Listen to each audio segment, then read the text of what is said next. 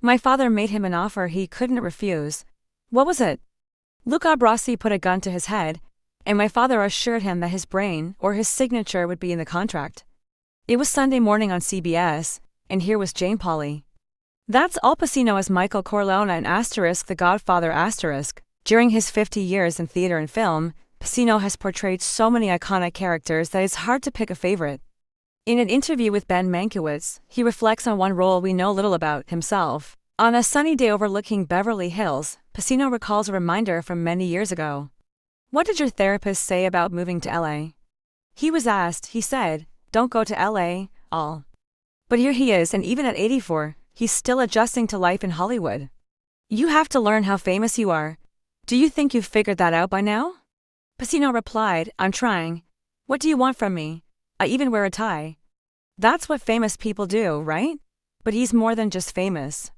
From his iconic line in Scarface*, say hello to my little friend, to his business-like demeanor in The Godfather*, it's nothing personal, Sonny, it's business. Pacino has left an indelible mark on Hollywood. He has received 9 Oscar nominations, 1 to Emmys to Tonys, and earned a Kennedy Center honor and an AFI Lifetime Achievement Award. For over 55 years, he has been a leading male and character actor. Now 84 years old, Pacino jokes about his age, I am an old man. When I go out and people take pictures of me, I look like a white fireman. I don't have any gray hair yet, he says. And now, after a lifetime in the spotlight, Pacino finally tells his own story in his new memoir, Sonny Boy*, a nickname given by his mother, Rose. Pacino grew up in the South Bronx with his mother and grandparents in a small apartment.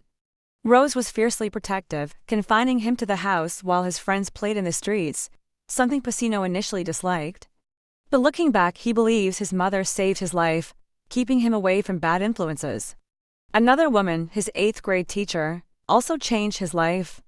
She visited his family and encouraged them to support Pacino's passion for acting. By the time he was 13 years old, Pacino was receiving compliments on his performance.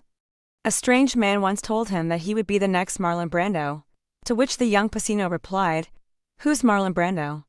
At the age of 16, he quit school to dive into the theater scene in New York, working odd jobs to make ends meet, including working as an entrance guard at Carnegie Hall.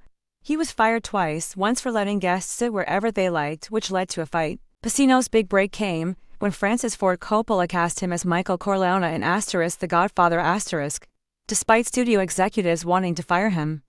During filming, Pacino thought he had injured himself during a scene and hoped that would be his way out of the movie. The injury healed, however, and Pacino went on to play the role that would define his career. Hits like Zapico*, and Dog Day Afternoon*, followed, where a line from an advertisement Attica became an iconic moment in cinema. But despite his success, Pacino struggled against the pressures of fame and turned to alcohol, which he described as a sedative that only made things worse. He was candid about the struggle in his memoirs, and also recounted how he almost died from COVID-19, feeling as if he was about to leave the world. At the age of 84, Pacino remains as busy as ever, working on 6 upcoming movies. Despite advice to avoid LA, he still lives there, although he admits that he is still not an LA person. But Hollywood seems to be the right place for him, a legendary actor who is still thriving after more than 6 decades, with the same passion for acting that he had on the off-Broadway stage 60 years ago. For Pacino, acting has always been his calling. I found it. I knew I wouldn't do anything else, and it didn't matter if I made it or not. This is where I belong.